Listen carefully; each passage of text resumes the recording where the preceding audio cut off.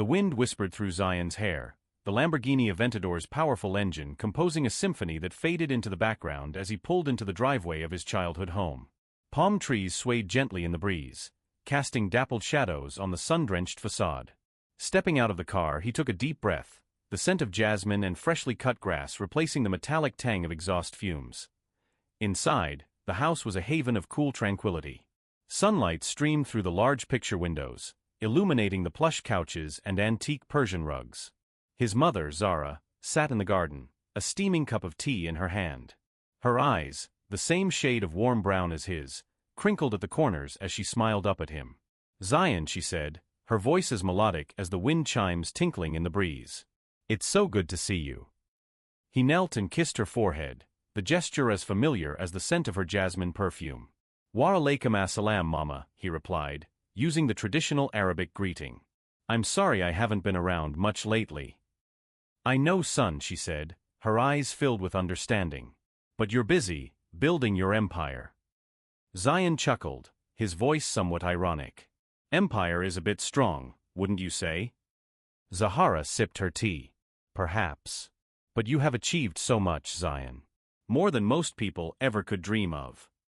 He sat down opposite her, the weight of her words settling on him like a comforting blanket. He had achieved so much, yet he felt an emptiness inside, a hollowness that no amount of material possessions could fill. "Alhamdulillah, I just gave efforts, and Allah made it successful, Mama," he said, his voice filled with gratitude towards the Almighty. Feroza's gaze softened. "Indeed." They sat in silence for a moment, the only sound the chirping of birds and the gentle clinking of their teacups. Then, Zara spoke again. "I wanted to talk to you about Samara," she said, sipping her cup. "Zeyan siged." Samara is the beautiful, accomplished daughter of his father's friend. She was everything a society wife should be, elegant, sophisticated, and of good background. But despite their shared cultural background and her seemingly ideal qualities, Zion couldn't shake the feeling that something was missing. "What about her?" he asked, his voice carefully neutral. "Her family has approached me," Zara said. "They want to know your answer." Zion took a deep breath. He knew this conversation was coming, but it didn't make it any easier. "Mama," he began, choosing his words carefully. "Samara is a wonderful girl. Kind, intelligent, beautiful. But..." He hesitated, searching for the right way to express himself. "I don't think we're right for each other." Zahara's eyebrows furrowed slightly. "Why not?" "I don't see a future with her, not the kind of future I want."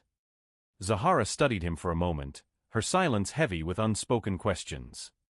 "Are you sure, son?" She paused and pushed back her spectacles. Taking another sip, she calmly said, "Samara comes from a respectable family. She's well educated and has all the qualities one could desire in a life partner." Zion, looking into his mother's eyes, held his ground with sincerity. "I understand, Mom, and I respect Samara and her family. But I feel a connection is vital, a shared vision for the future. I'm seeking someone with whom I can build a life that aligns with my values." "Zion, my son, I understand you want someone homely and modest, but consider this carefully. Samara is a rare gem, a blend of grace, intelligence, and a family with an impeccable reputation. You might not find someone like her again." Zion, maintaining his composure, listened attentively. Firoza's tone took on a more persuasive note. "Samara's qualities are not easy to come by. Her family values align seamlessly with ours, and together, you both could build a stable and harmonious life. Think about the reputation you'll uphold in society." Zion acknowledged his mother's words with a nod, his gaze fixed on the tea leaves swirling in his cup. The fragrance of blooming flowers mingled with the underlying tension in the air. Firoza leaned in, her voice dropping to a confidential whisper. "Zion, my love, you have been blessed with everything one could desire. Samara is not just a suitable choice, but an opportunity for a blissful life. Consider the respect she can bring to our family." "Mom, I appreciate your perspective, but I can't envision a future with Samara." "She's not my type," Zion declared, taking a deliberate sip of his tea as if punctuating the conversation. After finishing his tea, Zion stood up. He leaned in, placing a gentle kiss on Firoza's forehead. "Thank you for understanding, Mom," he said, his expression sincere. Firoza bid him farewell with a smile, But as Zion left, her countenance subtly shifted, revealing a shadow of concern that lingered beneath her facade. The air in the mall was thick with the cloying scent of perfume. Zion wove through the crowd, his brow furrowed in concentration. He was here for his friend's wedding and headed towards a perfume shop. However, his gaze was suddenly drawn, almost magnetically, to the Indian store tucked away in a corner of the bustling Sydney Mall. The shop beckoned with its colorful displays. A splash of vibrant colors amidst the chrome and glass was drawn in, captivated by the tinkling symphony of glass bangles cascading down their display stand. Each delicate ring held a secret melody, waiting to be strummed by a slender wrist. He picked up a few, the cool glass sending shivers down his palm. The memory flickered, her dream form adorned in bangles that chimed like wind chimes in a monsoon breeze. He closed his eyes. The image was as vivid as ever, a constant companion in his slumber, yet frustratingly elusive in his waking life. Imagined them on her wrists, the gentle clinking a melody only he could hear. His heart ached with a longing he couldn't explain.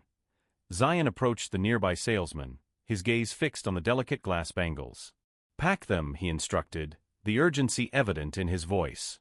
The salesman, attuned to the request, nodded silently, reaching for the colorful array of bangles that had captivated Zion's attention. Then he made his way to the counter to make payment. He bought the bangles, the box cool and heavy in his hand. Outside, the mall's vibrant energy felt suffocating. He retreated to his car, the box a silent monument to his obsession. Anger, sharp and bitter, rose in his throat. "I'm losing it," he muttered, slamming the box onto the passenger seat. His knuckles turned white as he gripped the steering wheel. He was a man of reason, a businessman who navigated the world with logic and control. Yet, this dream, this girl, was unraveling him, weaving threads of fantasy into the fabric of his reality. But was it just fantasy?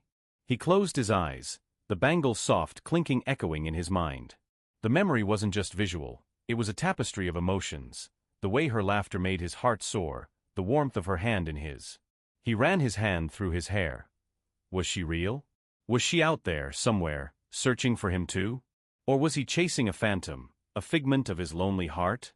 The box on the seat mocked him, a symbol of his confusion, his desperate hope. Zion completed his Salat al-Maghrib and approached Imam Yusuf, an elderly man whose face radiated kindness and whose eyes held a lifetime of wisdom. Assalamu alaikum, Imam. May Allah bless your day. Waalaikumsalam warahmatullahi wabarakatuhu. Zion. You seem troubled. Is something on your mind? The Imam asked, his warm smile tinged with concern. Hesitating, Zion took a seat on the worn carpet beside the Imam. "I've been having recurring dreams, Imam." The same girl, every night. "It feels real," he confessed while absent-mindedly fiddling with the ring on his fingers, his gaze fixed ahead as if lost in the dreams. Imam Yusuf listened attentively. "Dreams can be Rahmani, from Allah, Nafsani, psychological, emanating from within, or Shaitani, influenced by Shaitan," he explained. "How do you feel about these dreams?" Closing his eyes, Zion recalled the mix of emotions, yearning, frustration, a sense of something missing. "It's like I have lived these moments. It feels like I know her very well." "Perhaps your heart seeks a connection, Zion. A reflection of your yearning for love, for wholeness. Why not consider marriage?" "Marriage?" "Yes, marriage. Pray to Allah for clarity, consult with your family, and perhaps consider seeking a suitable wife within the community. Sometimes, the most beautiful paths are not always the most obvious." A flicker of hope rekindled in Zion's eyes as he nodded, thanking the Imam. Rising, the weight of the conversation settled on his shoulders. "Thank you, Imam. I will keep your words in mind," he assured. "Go in peace, Zion. May Allah guide you towards the light, both in your dreams and your waking life." Inshallah, Imam. As Zion walked away, he couldn't help but ask himself, "Are you just a dream?" En illusion. The image of the dream girl lingered in his mind, accompanied by a new resolve, to seek guidance, to tread carefully, and to trust that Allah would lead him towards the path he truly needed, whether paved with dreams or reality. The cold tile bit into Zion's forehead as he prostrated himself, the pre-dawn stillness of the mosque amplifying the quiet thrum of his heart. He was in the midst of Tahajjud, the night prayer, a time for intimate communion with the divine. Each breath was a slow, deliberate offering, carrying with it the weight of a yearning that gnawed at his soul. "Ya Allah," he whispered, his voice thick with emotion, "everyone is asking me to get married. My family, my friends, everyone I know. And a part of me, the rational part, knows they're right. It's time. But—" He hesitated, his voice catching in his throat. He choked back a sob, the image of her flooding his mind. The girl from his dreams, ethereal and luminous, with eyes that held galaxies and a smile that warmed him from within. A figment of his imagination, they said. A trick of his lonely hat. But how could something so real, so alive, be unreal? "I don't know who she is, where she exists, or if she's even real, yet I search for a glimpse of her everywhere," he confessed, his voice raw with longing. "Every proposal that comes, every arranged meeting, I search for her reflection. But it's always a mirage, shimmering just out of reach." A choked sob escapes his lips. "Ya Allah," he pleads, his voice raw with vulnerability, "I know my heart is not in my control, but you are the master of all hearts. If this is a phantom I chase, a mirage in the desert, then please remove her from my soul. Let me find solace in the reality you have ordained."